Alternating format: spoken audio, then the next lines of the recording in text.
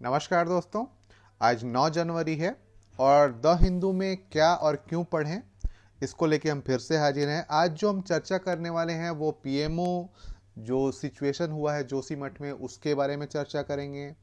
कैसे फर्जी दवाएं चीन मार्केट में, भारत की फर्जी दवाएं जो रिपोर्ट में कही गई है, भारत की फर्जी दवाएं चीनी मार्केट में धूम मचा रखी हैं, है ना। कैसे हम यूएस के स्पीकर की तुलना भारत के लोकसभा अध्यक्ष से करें, है ना। और क्या विदेशी विश्वविद्यालय भारत में अब अपने कैंपसेस खोलेंगे। साथ ही साथ हम ये भी देखेंगे कि एआई जनरेटिंग, मतलब एआई का पावर क्या है, इसके बारे में भी हम थोड़ी चर्चा करेंगे। ठीक है, तो आज शुरू करते हैं। PMO review situation in sinking Joshimath, डूब रहे जोशीमठ। जोशीमठ जो है, आप ये समझिए बद्रीनाथ, केदारनाथ या फूलों की घाटी आप जाना चाहें तो जोशीमठ एक रास्ता है, यहाँ से एक द्वार है। आप इसके बिना आप हिमालय के क्षेत्र में, उन क्षेत्रों में प्रवेश नहीं कर सकते हैं। जोशीमठ का जो इतिहास है वो महाभारत काल से है, लेकिन जो शंकराचार्य हमारे थे, है ना, 8वीं शताब्दी में, उन्होंने ज्योतिष की विद्या यहीं प्राप्त की थी। तो उसी समय से इनको ज्योतिष मठ या जोशी मठ फिर अपभ्रंश होते हुए ये जोशी मठ के नाम से जाना जाता है। उन्होंने उसी टाइम कहा था कि ये दो पर्वत हैं और ये दोनों जो हैं एक साथ विलीन हो जाएंगे और बद्रीनाथ और केदारनाथ के दर्शन बंद हो जाएंगे और हमारे जो बद्री विशाल हैं उनके दर्शन भविष्य बद्री में हो सकेगा। भविष्य बद्री जोशी मठ से ही आगे एक स्थान है जहां पे एक पत्थर की आकृति में भगवान बद्री उभर रहे हैं, ऐसा माना जाता है। तो वहां पे हम भविष्य बद्री में आगे जाके बद्री विशाल के दर्शन कर पाएंगे, ऐसा कहा जा रहा है। और इसके कारण से कई लोग ऐसे भी जोड़ के देखते हैं, पर इसका एक कारण ये भी समझिए कि मानवीय हस्तक्षेप बढ़ते जा रहे हैं। केदारनाथ, बद्रीनाथ में भीड़ बढ़ती जा रही है और इसका कहीं ना कहीं पर्यावरणीय असर, कहीं ना कहीं वहाँ के इंफ्रास्ट्रक्चर पे कहीं ना कहीं दरारें पड़ रही हैं। और इसके कारण से हम ये भी जानते हैं कि हिमालय नई पर्वतमाला है, नई पर्वत श्रृंखला है और यह धीरे धीरे अपना स्वरूप बदल रहा है। तो इसके कारण से भी ये चीज़ें हो रही हैं। तो बहुत बड़ी बात हो गई है, एनडीआरएफ की टीम लगाई गई है, एसडीआरएफ की टीम लगाई गई है ना। तो इसी पे किया गया है। तो आप इसे पर्यावरण की दृष्टि से, सामाजिक दृष्टिकोण से, कि कैसे एक पूरा का पूरा समाज जो है या जोशीमठ जो है पूरी तरीके से इतिहास बन जाएगा और इसके जगह में हमें एक नया शहर या नई जगह बसानी पड़ेगी, है ना। अगली जो न्यूज है वो बहुत शानदार वाली है या यूं कहें कि हंसने वाली है। Fake Indian Covid medicine flooding China's black market. आपने अभी सुना होगा, कोविड के सिचुएशन गंभीर से गंभीरतम होते जा रहे हैं चीन में। भले ही वो बाहर नहीं आने दे रहा न्यूज, लेकिन जो मामला है वो काफ़ी गंभीर हो रहा है कि कई, ऐसा पता चल रहा है कि कई जो वहाँ के सेलिब्रिटी हैं उनकी डेथ होते जा रही है। और आम लोगों के आंकड़े तो चीन छुपा ले रहा है, पर सेलिब्रिटी के आंकड़े वो छुपा नहीं पा रहा है। तो इससे पता चलता है कि वहाँ पे स्थिति काफ़ी गंभीर है। ये हमें देखना था। ठीक है, इसके बाद जो हमें देखना है, अगली न्यूज जो देखनी है वो है पेज नंबर 6 पे। पेज पे है टाइमली हॉल्ट। अभी एक उत्तराखंड की एक और न्यूज है कि हल्द्वानी में 50,000 लोगों का आशियाना सुप्रीम कोर्ट के द्वारा रोक दिया गया है कि अभी इन्हें ना हटाया जाए जब तक उचित व्यवस्था ना हो या इसका उचित निस्तारण ना हो। आपने सुना होगा हल्द्वानी में रेलवे की जमीन पर रह रहे लगभग 50,000 लोगों को नोटिस दिया है कि अपने अपने घर एक सप्ताह के अंदर खाली कर लें, क्योंकि यह अवैध रूप से कब्जा किया गया है। इस पे कई लोग सुप्रीम कोर्ट गए थे। चूंकि ये हाई कोर्ट का फैसला था तो सुप्रीम कोर्ट गए थे। सुप्रीम कोर्ट ने स्टे लगा दिया है कि अभी इसे रोकिए, और उसके बाद तो इसी पे पूरी बात की गई है। आप इसे थोड़ा देख लेंगे कि वहाँ पे किस तरीके से वो बसे थे और क्या उनके लिए किया जा सकता है, क्या मानवीय पक्ष भी है, तो इसके बारे में ये बात की गई है। इसके बाद है making healthy choice the easier choice.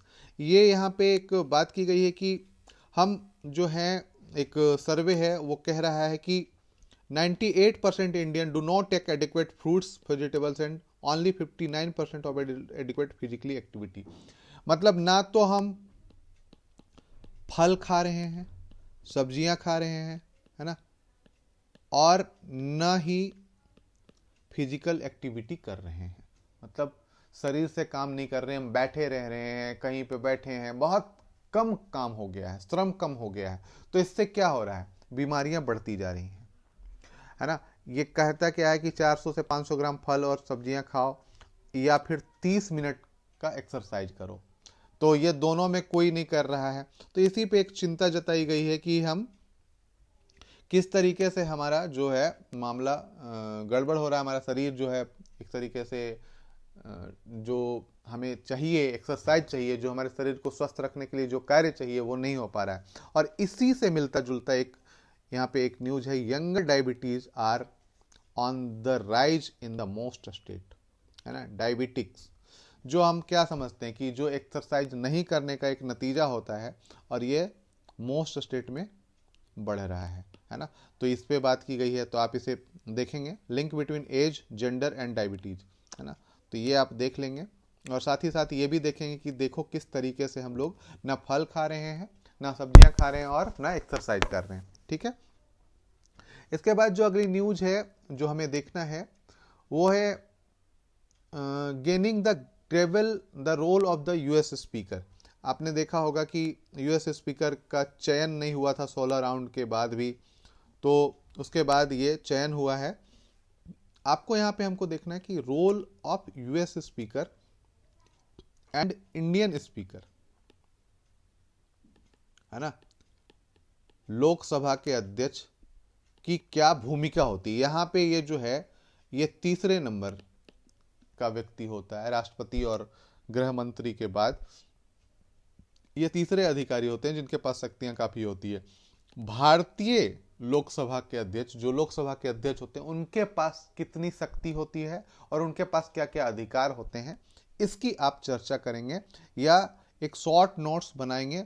Short notes नहीं बनाएंगे, इसको आप एक पाई चार्ट के तरह बनाएंगे, है ना। पाई चार्ट का मतलब होता है आप एक ऐसे करके बनाएंगे और यहाँ पे लोकसभा और बाकी सब ऐसे ऐसे अधिकार उनके लिख देंगे, अधिकार कर्तव्य, है ना, इस तरीके से लिख के आप एक बना लेंगे, ठीक है। उसके बाद एक और है, can foreign university set up campuses in India now. UGC ने कहा है कि विदेशी विश्वविद्यालयों को भारत में शिक्षा के स्तर को बढ़ावा देने के लिए आमंत्रित किया जाएगा, और इसी पे यहाँ पे प्रश्न किया गया है कि can foreign university set up campuses India now, तो क्या कर सकते हैं या क्या प्रपोज किया है, इसके बारे में बात की गई है, आप इसे पढ़ लें। उसके बाद जो है the potential of generative AI creating media with simple text prompts, है ना। आप ये समझो कि एआई, आर्टिफिशियल इंटेलिजेंस, आपको अपने किसी व्यक्ति को या किसी ऑफिस के लिए, जॉब के लिए, या कहीं पे कुछ करने के लिए एक एप्लीकेशन लिखना है ना, और आपको नहीं आ रहा है कि आप एप्लीकेशन किस प्रकार से लिखोगे। आप एआई के एक साइट पे जाते हो और वहाँ पे अपने कंसर्न लिख देते हो कि मुझे एक जॉब के लिए, इस प्रकार के जॉब के लिए मेरा क्वालिफिकेशन ये है और इस प्रकार के जॉब के लिए मुझे वो एक एप्लीकेशन लिखना है। एआई आपका काम तुरंत कर देगा।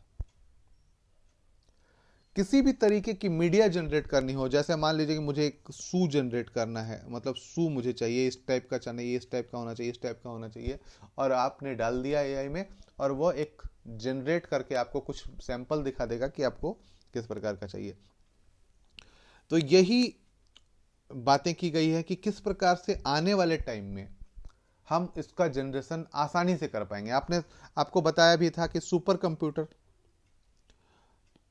अभी सुपर कंप्यूटर का जमाना है, और आने वाले टाइम में क्वांटम कंप्यूटर का जमाना है। क्वांटम कंप्यूटर सुपर कंप्यूटर से कितना तेज है, यह समझ लीजिए कि सुपर कंप्यूटर जिस काम को 10,000 साल में कर सकता है, उसे क्वांटम कंप्यूटर मात्र 200 सेकंड में कर सकता है ना। अब समझिए कि क्वांटम कंप्यूटर की कितनी क्षमता है, और क्वांटम कंप्यूटर पर यदि एआई काम करता है तो विश्व के किसी भी तरीके की डिजाइन को आसानी से जनरेट किया जा सकता है, चाहे वो घर का डिजाइन हो, मोबाइल का डिजाइन हो, कंप्यूटर का डिजाइन हो, हमें चादर बनाना हो, तकिया बनाना, कुछ भी बनाना हो, इवन मानव मस्तिष्क बनाना हो।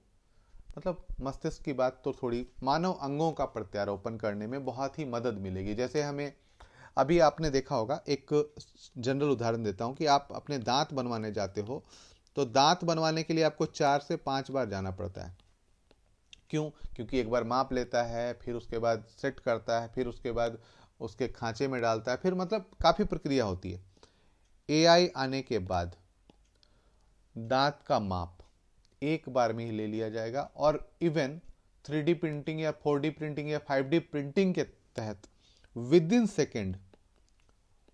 सेकेंड वो उस ढांचे में आपका दांत प्रिंट करके दे देगा आपको, और आप उसे लगाओगे, बिल्कुल 100% वो फिक्स आएगा, एकदम से परफेक्ट आएगा। तो इस प्रकार से कोई भी चीज, जैसे हमारे अंग खराब हो रहे हैं तो उन अंगों का भी निर्माण किया जा सकेगा, है ना। तो इस प्रकार की चीजें हैं। खैर अभी उस लेवल पे हम बात नहीं कर रहे हैं, बाकी जो बातें की हैं आप इसे पढ़ेंगे तो और क्लियर हो जाएगा। इसके बाद है health insurance evolving to suit millennial needs, page number 14 में है ना। हेल्थ इंश्योरेंस, है ना, health insurance evolving the suit of millennial needs, है ना। आपने देखा होगा कि जो अभी जो लोग हैं वो हेल्थ इंश्योरेंस पे बहुत ज़्यादा फोकस कर रहे हैं। India has a major share of the millennial demographic, 34% of total population to be precise, while the, तो भारत में हेल्थ इंश्योरेंस, है ना, हेल्थ इंश्योरेंस जो है वो किस लेवल पे काम कर रहा है और क्या नीड्स हैं, किस तरीके की चीज़ें, the rise of health emergencies transcending age groups, है ना, has sounded a caution alarm of youngster to be prepared with a safety shield. अभी यहाँ पे ध्यान रखना है कि आपने देखा होगा कि कोई भी काम करने वाला व्यक्ति, है ना, वो देख रहा है होता है कि हमारी जो हेल्थ है वो यदि खराब होती है या कोई दिक्कतें आती हैं तो हमारा जो सेविंग है वो पूरी तरीके से ख़त्म हो जाता है। लेकिन यदि हम हेल्थ इंश्योरेंस ले लेते हैं तो इससे हमारी सेविंग भी बची रहती है, साथ ही साथ हमें सिक्योरिटी भी मिल जाती है कि यदि इतने तक का खर्चा आएगा तो हमें कोई दिक्कत नहीं होगी, भले ही उसके लिए एक मिनिमम अमाउंट चुकाना पड़ेगा। इसी पे डिटेल बात की गई है, आप इसे बात करेंगे। और पेंडेमिक के टाइम में, पेंडेमिक के दौरान यह और भी बहुत अच्छे से महसूस किया गया और इसी पे पूरी बात की गई है।